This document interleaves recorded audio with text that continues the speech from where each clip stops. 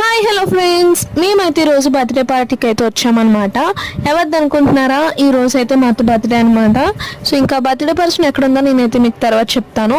ఎందుకు చిన్నపిల్లలు ఎందుకు అలాగే ఎంతుతున్నారు అని అనుకుంటున్నారా? మా డాడీ అయితే కేక్ తినడానికి స్పూన్స్ అయితే ఇచ్చారనమాట.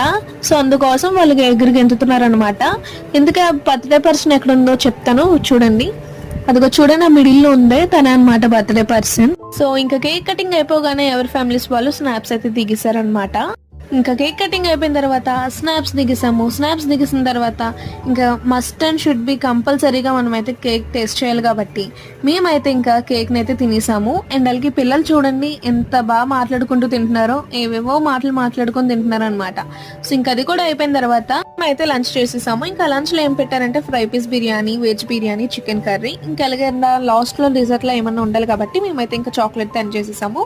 అంతే guys, please to subscribe. Thanks for watching. Bye bye.